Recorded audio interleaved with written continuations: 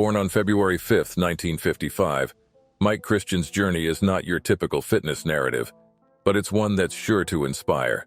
As a young kid, Mike was all about action figures, but as he hit his mid-teens, he turned to martial arts. Karate became his passion, and his room was adorned with stacks of black belt magazines. Of course, his idol was the legendary Bruce Lee. Unlike many athletes who find their way through school sports, Mike didn't go that route. Why? Because he was leading a gang. In his world, lifting weights wasn't about bodybuilding or health. It was about looking tough and commanding respect on the streets. And those tattoos you see on Mike? They're a silent testament to his past life in the gang. Mike's physique during his teenage years was the envy of many. He had broad shoulders, a small waist, and arms that were ripped and veiny. Even at around 170 pounds, his build was nothing short of impressive. But bodybuilding was not a lifelong dream or a clear-cut path for Mike. His inspiration sparked from flipping through the pages of Joe Weider's Muscle Builder magazine and seeing legends like Arnold Schwarzenegger and Robbie Robinson. He even dove into Arnold's book, finding parallels with his own ideas of training. At 21, Mike and his family moved to Portland, and this shift marked the end of his gang days. He started working out at the Knox Street Gym and met Chuck Amato. Chuck was a seasoned bodybuilder who taught him about training and diet. He also encouraged Mike to compete. The idea of oiling up and donning those little Speedos seemed odd to him, but he finally admitted defeat and entered the amateur Mr. Portland. That victory was a game changer. Mike was hooked. He had a new way to earn respect and attention similar to his gang days, but in a positive and constructive environment. Mike admits his arrogance walking into gyms telling everyone he was going to win, and there was no point in competing against him. He also decided he needed a nickname to match his persona and rival those of his favorite bodybuilders. Reflecting on his life in the streets and his warrior mentality, he chose the Iron Warrior. After clinching the 1984 IFBB Mr. Universe title, the Iron Warrior didn't just earn his pro card, he skyrocketed into the bodybuilding elite. Just 1 year into his professional career, Mike stepped onto the Olympia stage in 1985 and smashed it, finishing 5th. But Mike didn't stop there. He competed in the Olympia a total of 5 times, with his final appearance in 1990. Mike recounts feeling robbed that last time. He was in top form, and many believed this was his year to take home the title. After coming 4th, Mike gave up on the elusive crown. In 1991, he left the IFBB and took up Vince McMahon on his offer of $300,000 to compete in one WBF contest. The legendary Lou Ferrigno and other IFBB greats also joined Vince's federation. Talk about a major shift in the bodybuilding landscape. Competing in the WBF Grand Prix, Mike showcased his phenomenal physique and skills, securing a second-place finish. Every athlete has their strengths when it comes to physique, and Mike was no exception. His arms, shoulders, and back, absolutely phenomenal. But when it came to his legs, well, that was a different story. It wasn't until the last 5 years of his competing career that they saw some serious growth. Mike himself said, "I was a genetic freak, as pretty much anyone who gets to the highest levels of bodybuilding is. In just the first 3 months of serious training, he packed on about 10 pounds of muscle. That's insane progress." But here's what's surprising. Mike had a habit of taking long breaks post-competition, sometimes stepping away from training for months.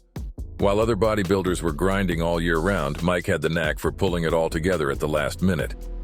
In just 6 to 8 weeks, he'd pack on 30 or 40 pounds of muscle and blow everyone's minds. This approach even sparked some gym drama. He and Mike Quinn almost threw down over it. Quinn was envious of Mike's ability to make such rapid and impressive gains in such a short time. Mike's training was all about blending intensity, consistency, and some smart muscle targeting. He was a firm believer in the power of heavy compound lifts like squats, deadlifts, and bench press. Mike also threw in isolation exercises to really chisel out those muscles and bring in that eye-catching definition and symmetry. He was big on progressive overload and periodization and meticulous about form. Mike's journey to his competition weight of 245 pounds is a real eye-opener. Despite having a fast metabolism and not much of an appetite, he made it work. He had to push himself to eat between 6 to 10 meals a day. That's dedication. But Mike wasn't just eating for the sake of eating. His diet was a well-rounded mix of lean proteins, complex carbs, healthy fats, and a rainbow of fruits and veggies. This wasn't just about bulking up. It was about fueling his body with the right stuff for muscle growth, recovery, and peak performance. And let's not forget about nutrient timing. Mike knew the importance of nailing his pre- and post-workout nutrition to get the most out of his training sessions and to speed up recovery. Supplements were also a key player in Mike's regimen. He wasn't just randomly popping pills and powders. He strategically used protein supplements, creatine, and essential vitamins and minerals to complement his diet. This wasn't just about building muscle, it was about maintaining his overall health and well-being. Mike was pretty transparent about his use of performance-enhancing drugs. He talked about using low doses of Test, Dica, Anavar, and Parabolan, especially during his Olympia days. But here's the thing, he was always cautious. Mike knew the risks and wanted to avoid any serious damage to his liver and kidneys, and his ability to have kids in the future. Things took a turn in 1992 when Mike got caught up in a drug scandal. He was fined a hefty $25,000 after the FBI investigated Vince McMahon for steroids in wrestling. But that's not all. Mike fell into a party lifestyle while with the WBF, leading to drug addiction. It's a stark reminder of how quickly things can spiral out of control. While Mike continued his clothing line Trademark Sports, that year signaled the end of his bodybuilding career. Mike managed to turn his life around, but it wasn't an easy path. He gave up drugs and alcohol and found solace in Christianity.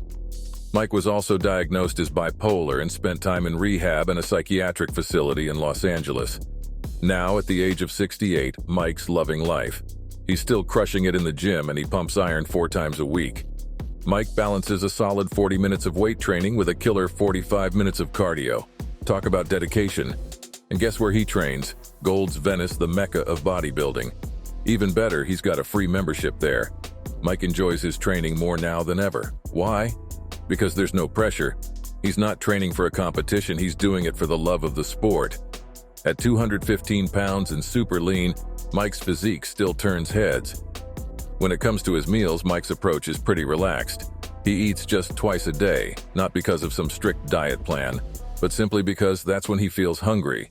And he eats whatever he wants, even cookies and ice cream. Mike fondly recounts his bodybuilding past and often shares throwback pictures of magazine articles and competition shoots on Instagram. He also enjoys catching up with monster legends like Dexter Jackson and Lee Haney. Mike and Lee have been close friends since their bodybuilding days.